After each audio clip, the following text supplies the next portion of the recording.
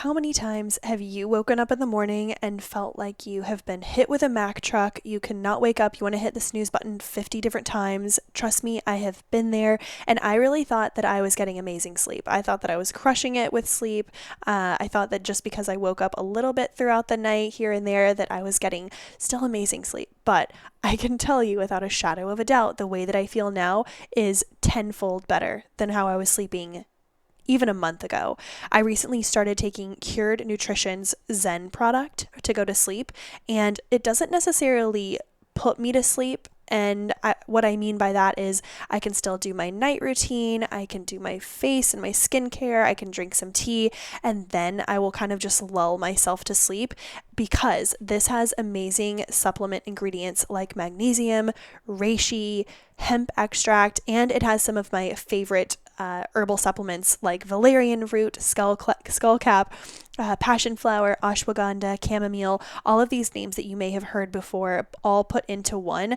But so many supplements out there, especially for sleep, because it's such a sensitive issue for some people. Some people really, really, really struggle with sleep, and I hear you. This is a different product. Not only is this product going to help to supplement minerals and vitamins that have been stripped away from us throughout the day and that we're normally pretty deficient in, but it's also going to help you to stay asleep because it has the right dosages. A lot of people and a lot of brands will just throw it on the label and hope that it sticks, but they've actually done their due diligence and made sure that the blend that they use in the product is the proper dosage to help you fall asleep and stay asleep. So you can wake up feeling rested and rejuvenated. You can enhance your complete deep sleep and your REM cycles. You can ditch the old sleep aids like melatonin, you know what we're talking about. And again, you can stay asleep. We're utilizing things like broad spectrum CBD, functional mushrooms, adaptogens. These are absolutely this has been the best sleep supplement that I have ever taken. They sent me a couple of different supplements, but this one was the showstopper. I didn't realize that I needed it until it started working. And I can tell without question that this is going to be on my nightstand every single night. Take it 30 minutes before you go to bed, lull yourself to sleep, wake up feeling like a regular human being. You're going to feel amazing. You can check out this product at curednutrition.com using the code HTH for 20% off. That way you can try out these products. I love the Zen. I also love the Rise for midday. Honestly, I only take 1 or 2 capsules because otherwise I feel like I'm bouncing off of the walls. But check out the products, use the code HTH at checkout for 20% off. If you struggle at all with sleep, you need to check out this Zen product. It will absolutely change your life, change your inflammation, change your days, and change your sleep. Thank you so much for Cured Nutrition for being a new podcast sponsor.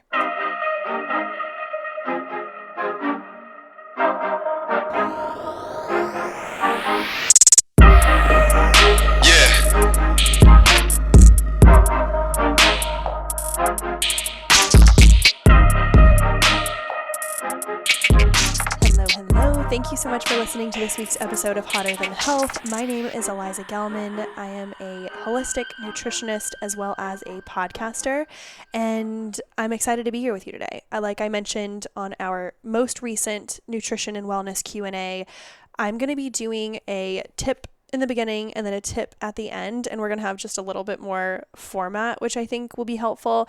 But if this is your first time listening to the podcast, welcome. I hope that I don't know how you found this podcast. I don't know if it was on iTunes, maybe you saw a friend post about it on social media, maybe you saw it on Spotify, but I'm pumped that you're here. You're welcome. Take a seat, hang out.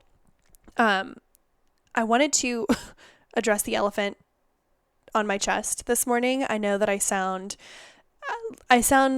like death has warmed up. I just understand that I don't sound like my normal self. I'm heavily congested, but I just blew my nose. I've got water here. Things are good. Things are looking up.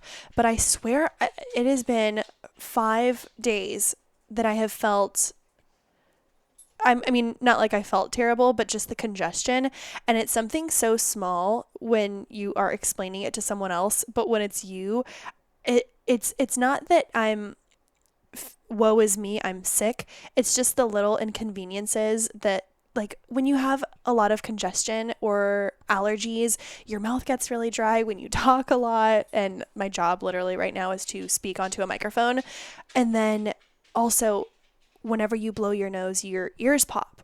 You know what I'm saying? Just, anyways, so for the past 4 days, I have had my left ear will not unpop. And I've done exercises. I've like blown my nose while holding my nose. You know, you exhale, breathe out of your nose while you hold your nose, and it feels like your eyes and ears are going to pop out of your skull. I've done everything that I can possibly do to unpop this ear, but I'm just going to have to let nature take its course. I'm just going to have to be screaming. Like, Jake is so frustrated with me because I'm just screaming at him, and he's like, what? But it's just because I can't hear my own volume. It's like an Austin Powers, and he's like, I have trouble, and I don't even know what the quote is, but here I am. It's also fucking with my brain. Oh my God. Am I a magpie? I cannot get any linear thoughts out. Let me tell you how this has been affecting my, what am I trying to think? How this has been affecting the synapses firing in my brain.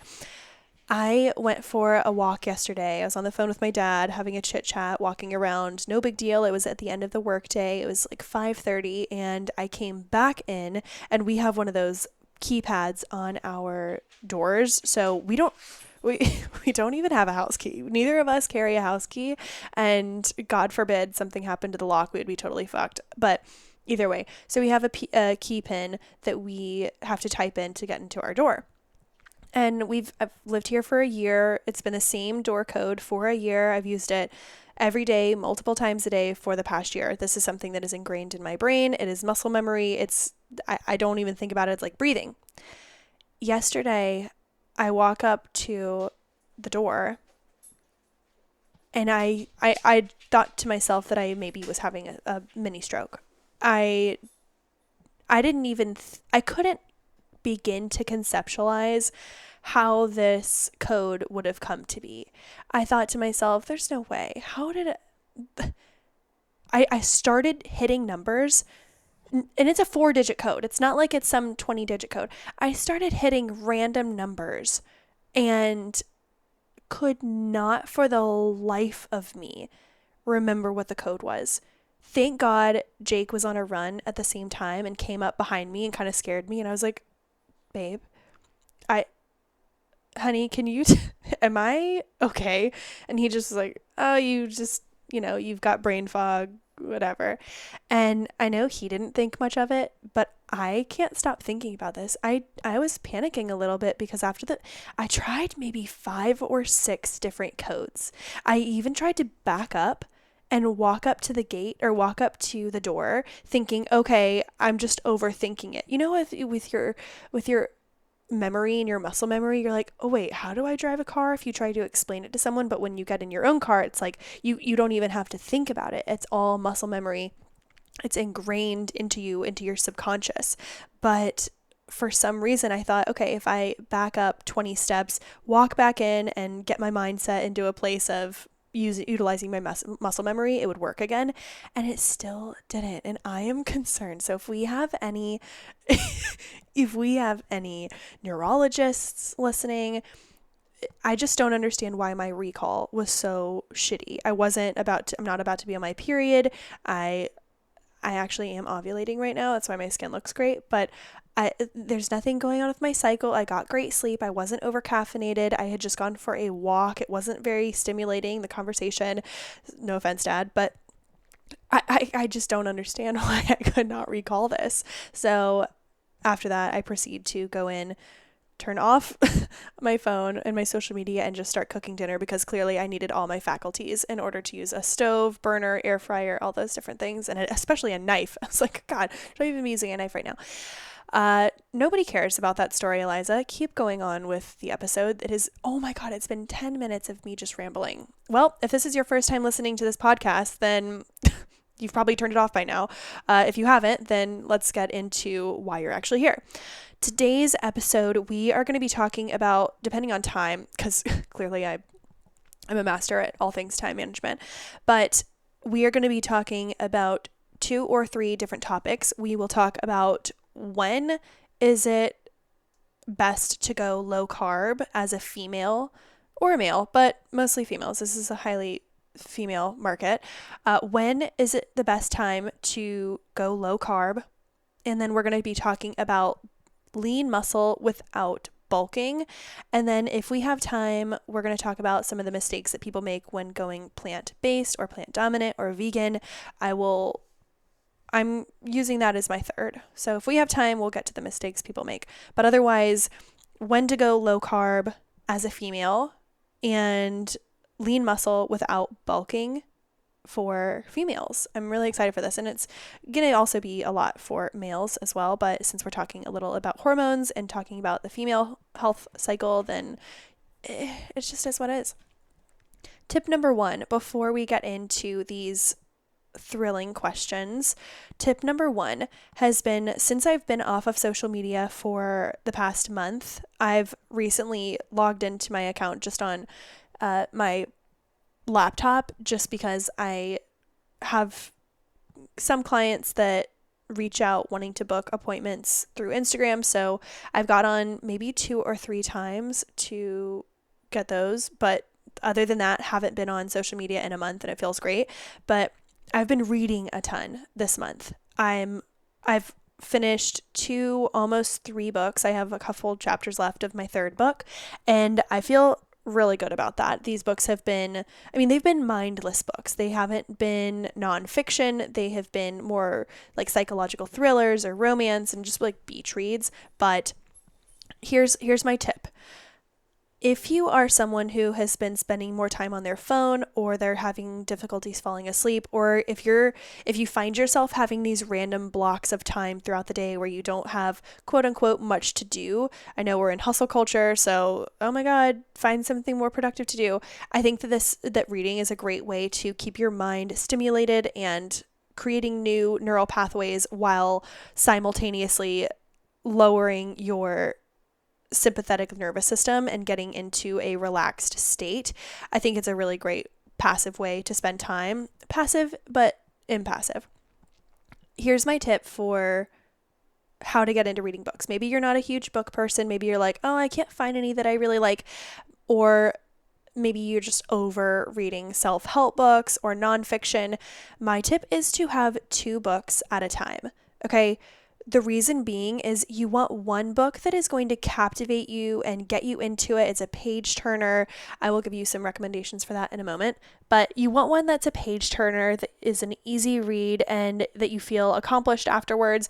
And that, once you get hooked into it, maybe it takes a couple chapters, but once you get hooked into it, you get excited to read it again. Do you know that feeling? I think it was all when we either started listening or reading Harry Potter or the Twilight novels or 50 Shades of Sex, or it was reading Gossip Girl. Oh my God. When I was reading Gossip Girl, I was just like, leave me alone. I have pages to turn. So find one that sucks you in like that and pair it with a wellness or nonfiction book.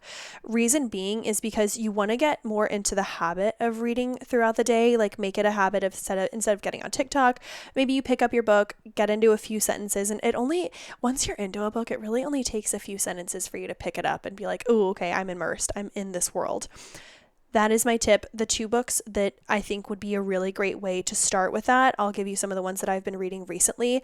I am almost finished with A Flicker in the Dark. It is a book that is actually written by a woman who I think is from Charleston, and a bunch of my friends are getting into it. I got it at the Village Bookseller, which is in Mount Pleasant. If you live in Mount Pleasant, please, for the love of God, do not order books online until you go to the Village Bookseller. It is my favorite place. It is next to the boulevard on Coleman on your way to Sullivan's Island. It's a tiny little bookstore. Go in there, get an espresso. I spent $80 there the other day getting 3 books and an espresso. I was like, fuck.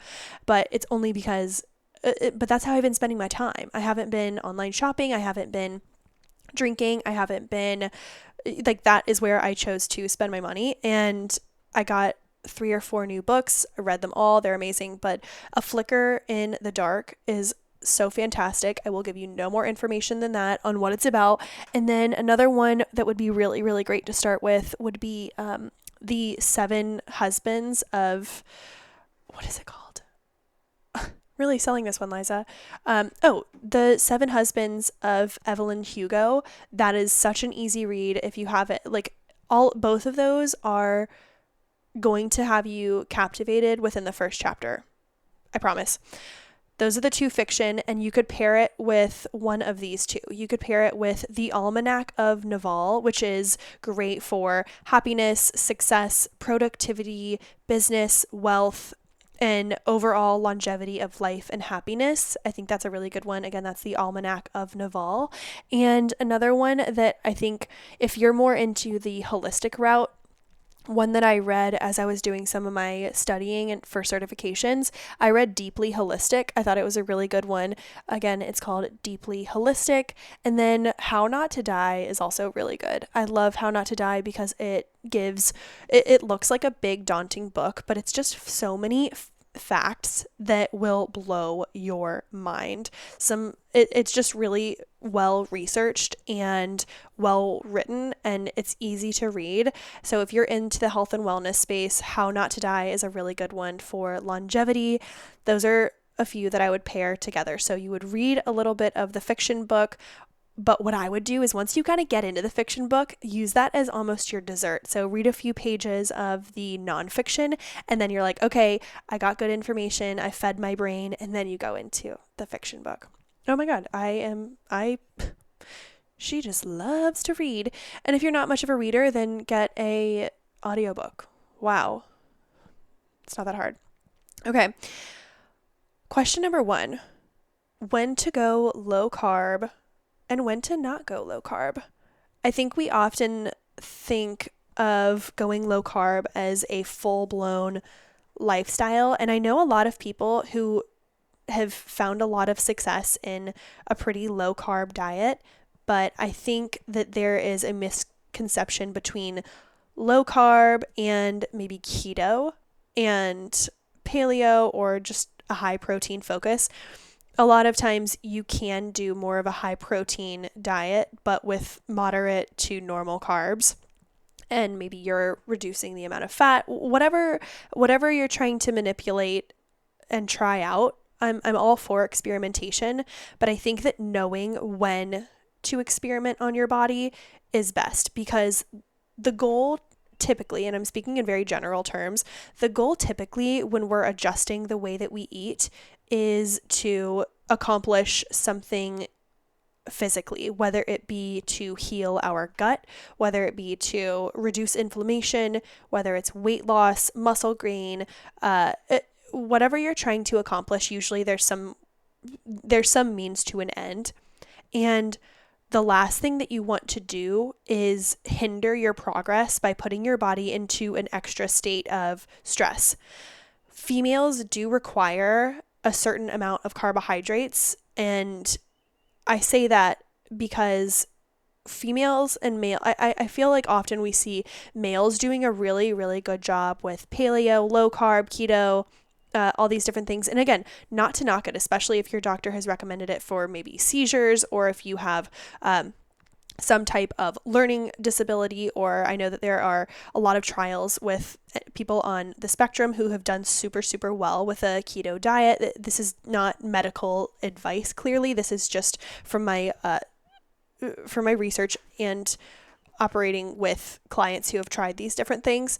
But for females, we do require a certain threshold of carbohydrates in order to keep our hormones happy. So meaning our thyroid, meaning our testosterone levels, estrogen, and all those different types of hormones need a certain amount of carbohydrates. If we are not feeding certain amount of carbohydrates to our body may not necessarily feel safe to quote unquote reproduce. And I'm not saying that, oh, if you don't eat carbs, you won't get pregnant. That is not what I'm saying. I'm saying that in order to let your body ovulate naturally, and in order to make sure that you are having a natural cycle, one of the components is a certain amount of carbohydrates. I'm not going to say a number because that is specific to the person and your lifestyle. Maybe you have a really, really active lifestyle, you might need more. Maybe you have a less active lifestyle, you need less. But it is possible to go low carb, especially if you are on a plant dominant or plant focused lifestyle like myself, meaning you can do low-ish carb or regular carbs without only eating tofu and lentils and rice and beans all day long, which are heavy in carbs, high in fiber, but still, you want to find some balance.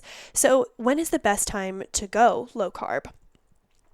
When we are tracking our cycle. Again, I've referenced this before. I use the Flow app. It's just FLO on your phone, and as you use it more, it will provide you with more information. I just use the free kind, but I know a lot of people, they upgrade, get a subscription so they can learn more about their health and they can like ask questions. But normally I just use it to see when I'm ovulating, so I know basically when to be more protective if we're having sex. And when you are going into what's called the luteal phase. Luteal phase is the phase before your menstrual cycle where your body is increasing in hormones. Your hormones are rising, all right? And at the peak of that is when you have your period. So as your hormones are rising, what we don't want to do is spike our blood sugar a lot and ingest a lot of sugars that might cause more inflammation and erratic behavior in our hormones. This might be a time to not necessarily look at, okay, low carb, like zero carbs, zero starches. I think it's more a matter of replacing simple carbs with more complex carbs with more intention. Meaning this, week leading up to your period, and again, this is going to fluctuate. Some people, they don't recognize a difference at all, but I think that understanding your body at different times is really helpful. So as you're leading up to your period, and maybe even the first couple of days of your period, you would love, I think it would be more beneficial to incorporate more fibrous types of and nutrient dense types of carbohydrates, meaning instead of doing pasta one night, maybe you'll do sweet potatoes, or instead of doing a bunch of regular potatoes, you could do a mixture of maybe turnips or beets or, again, sweet potatoes. Basically just eat sweet potatoes. Just kidding. So we want to limit things like breads and super starches and replace those with maybe some brown rice. Quinoa would be a really good substitute. We want to replace things that could spike the blood sugar really, really quickly because maybe it doesn't have any fiber, maybe there's no protein, not a lot of nutrients. So if for breakfast you're having a smoothie, potentially replacing the whole banana that you're using with maybe a third of a banana and then a whole bowl or an entire cup of dark berries. So dark berries are going to be, one, incredibly anti-inflammatory. Two, yes, they have sugar, but they are going to be more wrapped in fiber and nutrients, and they're more water-based. So we want to be incorporate more water-based carbohydrates. And so we look at things like, instead of maybe carrots, which are so healthy, I'm just using like lesser of two water-based vegetables, but maybe you would use a cucumber instead, or instead of using, what am I trying to say? I guess use it, I don't want to villainize any vegetables, so use whatever vegetables you want, but instead of maybe a pasta, maybe you use a zucchini pasta. That would probably be a better fit for you, and that way you can focus more on a high quality protein. So I think a really good meal to go into your luteal phase with, so the week leading up to your period, would be something like zucchini noodles, or a mixture of zucchini noodles and regular noodles, or spaghetti squash with either a high quality lean animal protein. I love salmon before my period. It's like my favorite thing to do. And then I will use some nori crisps, so those seaweed crisps. That would be a great chip alternative. Also, it's got great amounts of iodine, which could be beneficial during this time. So essentially what you're looking for is not necessarily, okay, let's go super low carb, but during that time, focusing on more nutrient dense and high fiber carbohydrates and just being smarter about where you're using them to not raise your blood sugar and spike it too much. But then if you're going super low carb all throughout the month, I do think there are more opportunities for, yes, at some points you're going to feel really good with it, but if it's causing your body to go into a state of inflammation and not starvation, but it will be withholding some progress if your body feels like it's being undernourished in certain pillars of your macronutrients, I would say you may experience more, less energy. You may experience your recovery time taking a little bit longer. You could feel like you're not sleeping as well. So understand that it can fluctuate. So you can go pretty like having super balanced meals all throughout the month, and then the month leading up to your period. That is the time to potentially look at different carbohydrates. I hope that all makes sense. If it doesn't, you can always send me a message or leave a review on iTunes to let me know how you like it. But as I sit here, I just love these solo episodes. I can sit here with my red juice and kick it with you all. And I actually did just put in a new order with Organifi. I just put in an order of more green juice and more of the chocolate gold. I mention this all the time that at night I've tried to be doing, instead of just a bunch of dark chocolate and desserts with Jake because he has such a fucking sweet tooth, I have been trying to do a cup of either almond milk with the chocolate gold from Organifi. It's like a healthy hot chocolate, or just the Organifi liquid gold.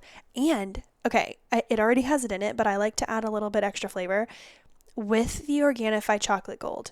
I will do a tiny little pinch of turmeric and then the smidgiest little crack of black pepper. I'll set that at the bottom, and then I'll put in the powder. I'll whisk that up, and then I'll pour the boiling water over it. And it is such a game changer because the chocolate gold already has some cinnamon in it. Sometimes I'll do a little bit of like the pumpkin spice seasoning that I have, but I just like to make concoctions. I think that it's so fun, and it makes it thick, and this not umami, but a more decadent flavor. And it has, I think that the turmeric and the pepper really make the cacao pop out, and I'm absolutely a fan of it. So that is also something to consider the week before your period. So if you want to check out anything from Organifi, you can shop my homepage with them at Organifi.com/hotterthanhealth, and you'll get 20% off of any product. Again, that isn't a discount that they offer anywhere else online. It is specifically for Hotter Than Health listeners. So the chocolate gold and the vanilla protein are still two of my top favorite, but I could go on about the greens powder, but I don't think I need to. I think that that's not today at least. I have just blown you guys up with the chocolate or with the greens powder. So right now I am focusing on the chocolate gold. It is insane. It tastes like healthy hot chocolate. It doesn't taste like a shitty version of healthy hot chocolate. It's actually dope. Give it a try.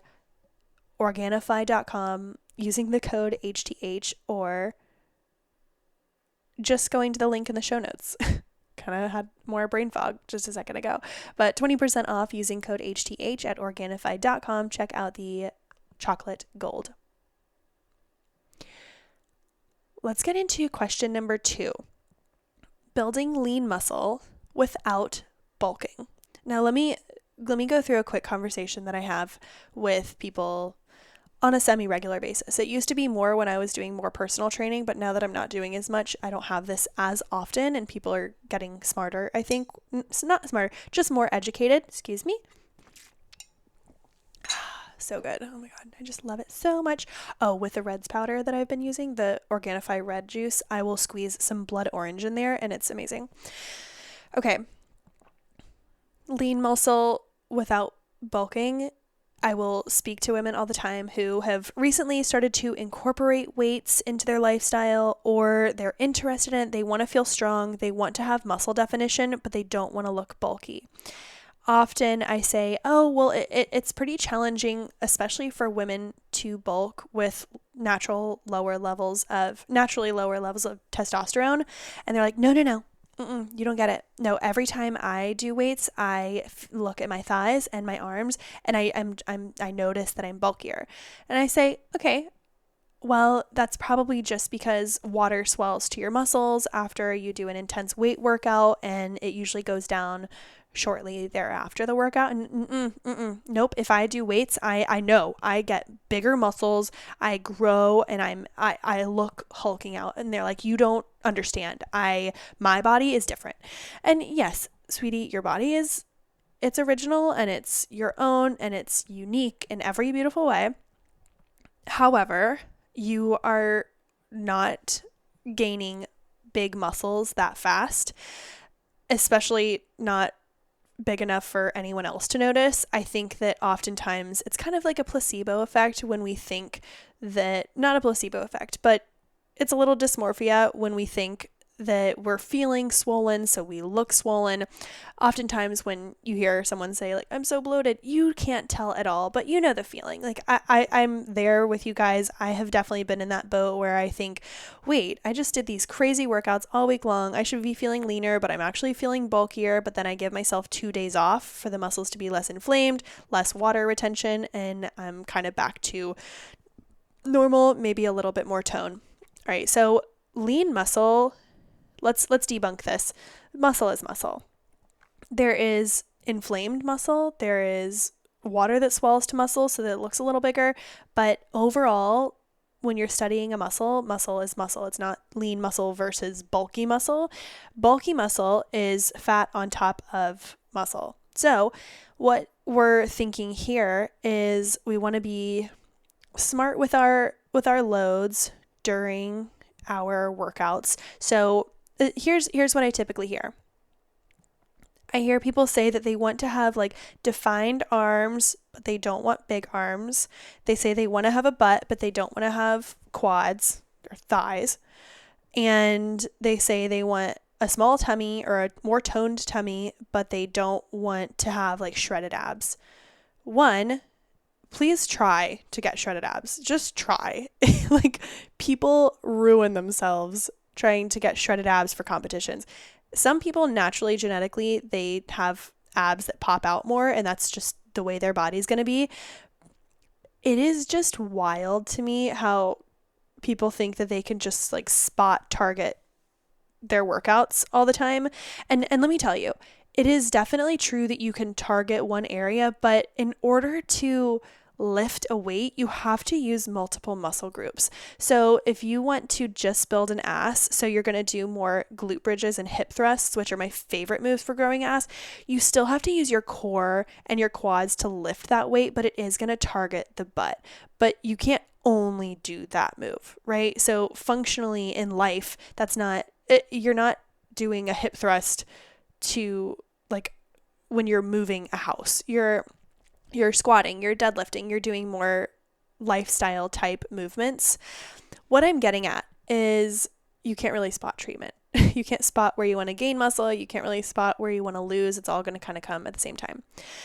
When we're thinking about lean muscle, often we're thinking more of like lengthening and Pilates and definition, and that will typically come with fat loss. Fat loss can also come with low intensity, steady state cardio.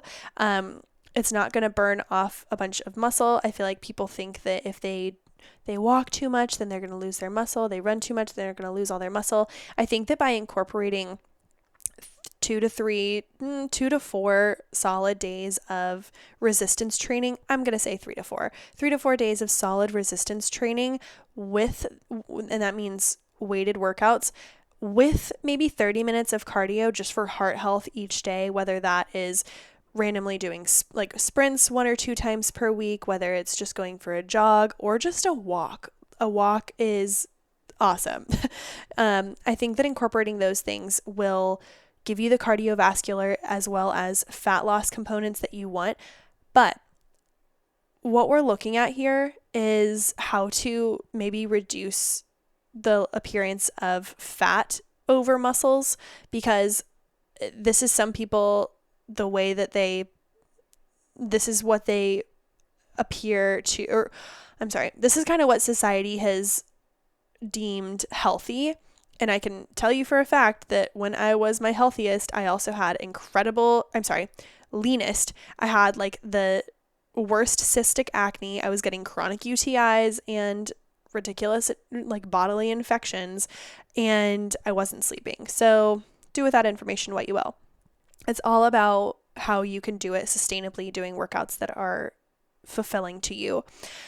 I would mention that being smart with your meals and making sure that you're giving your body enough. So muscle is the number one fat burner. So typically, if you have a lot of muscle on your body, you will naturally burn fat. However, if you're thinking, oh, well, I am just going to outwork out a poor diet or poor nutrition habits. And I'm not saying that you can't have meals and you can't have sweets and I have chocolate every single night. Like, I'm not saying you can't have these things, but I'm saying if you don't take the initiative to incorporate more balance and nutrients into your overall diet, then don't expect as significant of a change in the gym. Yes, changing your body in the gym can definitely happen, but sustainable fat loss over time is also going to come from nutrients. So we want to be fueling our bodies properly and giving it the adequate amount of protein, not overdoing it with a ton of fat, and giving it proper amounts of carbohydrates. It is really, really simple to put together a balanced meal, but it's also really, really simple to overdo it on nutrients that are not going to be beneficial for fat loss and muscle gain. So adding a ton of extra oils or dairy, dressings, sauces with sugars, those are going to be components that are going to aid in, that are not going to aid in the type of fat loss that a lot of these questions, people who are asking these questions are coming from and desiring. So having balanced meals, not overdoing it on sweets and alcohol and things that will break down and not repair muscle. So many people that I know go about this all wrong, where and it can become obsessive. It really can. And it can really trigger a lot of obsessive compulsive. It can, I've worked with some people who have been orthorexic, who have been obsessed with their health and what they're doing and their workouts, and they work out so much, and they're analyzing every single ingredient so much that they are not feeding themselves at all. And then they're not able to put on muscle, and they're just burning the candle at both ends. And it ends up causing a lot of hormonal damage, unhealthy weight loss, or it can cause chronic inflammation, chronic fatigue, chronic pain, and overall hormonal imbalances. That is something that I would caution everyone to think about and just understand maybe those markers of when that might start to happen. But we want to make sure that we're fueling ourselves enough to start to build that muscle, but in proportion to the fat loss that we're having. So if we are not eating quite enough, it makes sense to be in a caloric deficit for some period of time. But if you're starting out just eating 1,200 calories per day, and then maybe you've lost a few pounds, but then you're like, oh, well, I still want to lose more weight. And then what are you going to do? You're going to go to 1,000 calories a day. Then you're going to stop getting your period. Your hair is going to start thinning and falling out. There's going to be a lot of detriment. So starting out a lot slower. So actually understanding if you are 250 pounds, then potentially starting off around maybe like 2,700 calories per day, and then tapering off from there.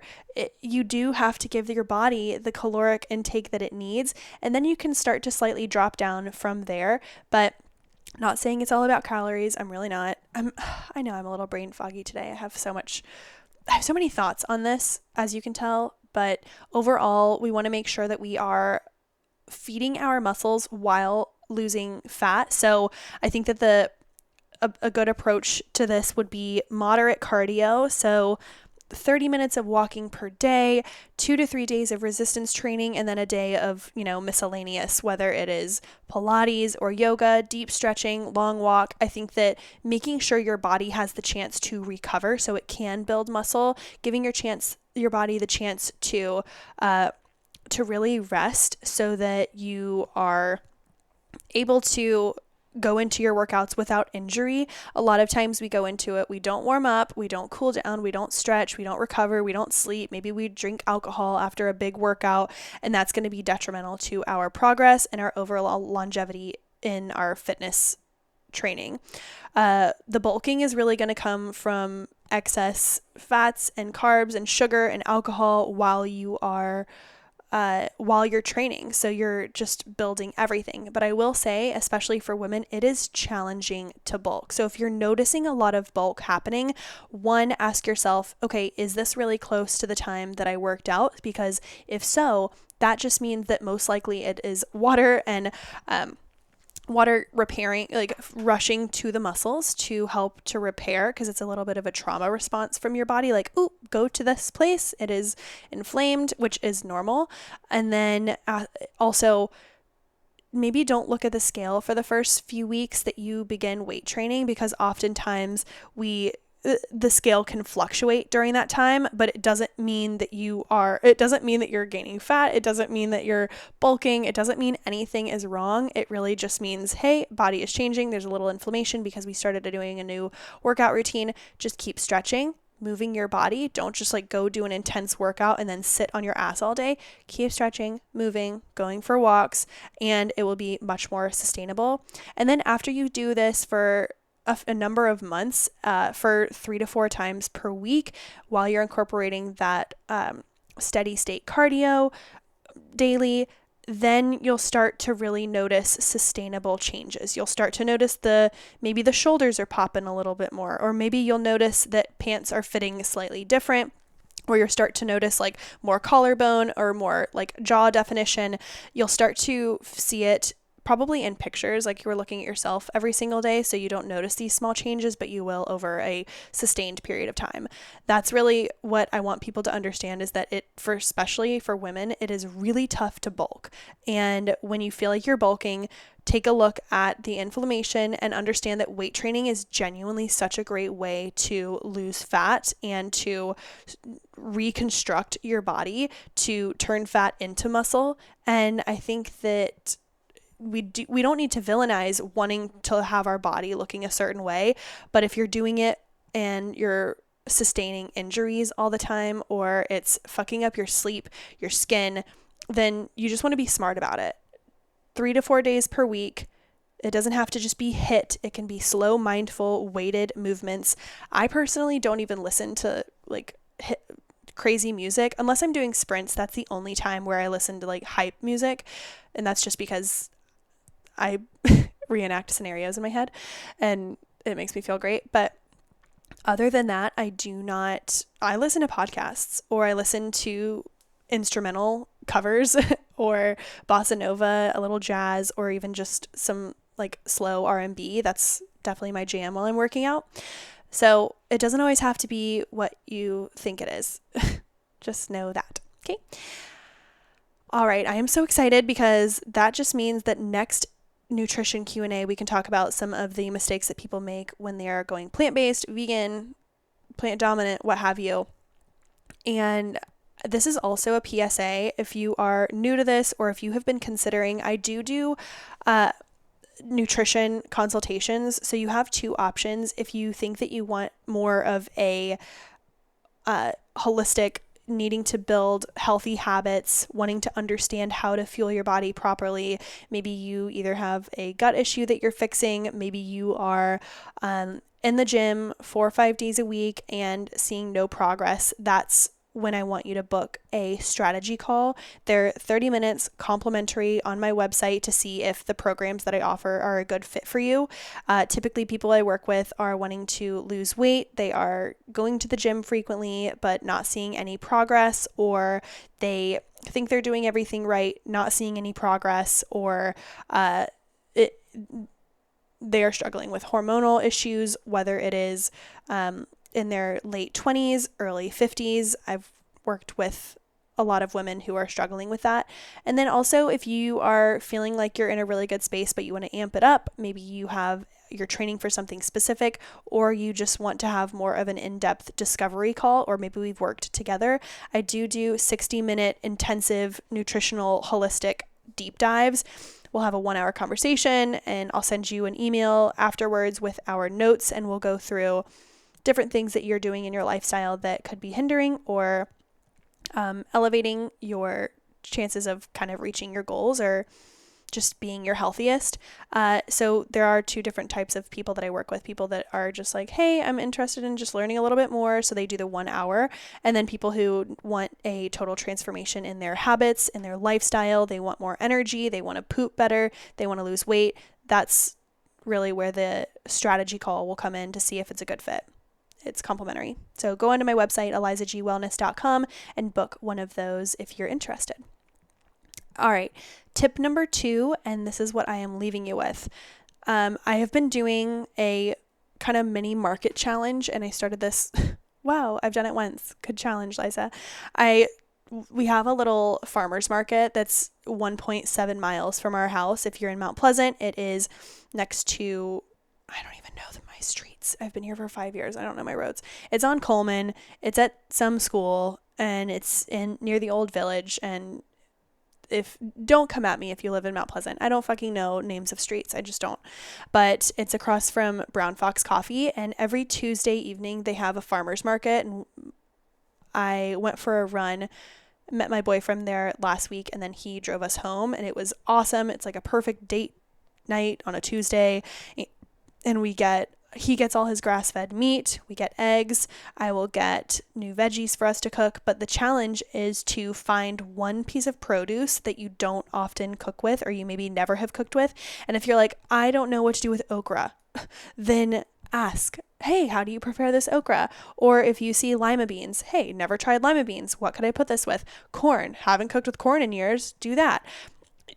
It's really just a way of understanding that you don't have to buy produce and then let it just sit and go bad and you don't know what to do with it. It could be something as simple as you see a bunch of chives. I bought a bunch of chives there last week. I put them in a mason jar, and I have been just letting them sit and grow, and I'll trim them every few days. And I've been using them.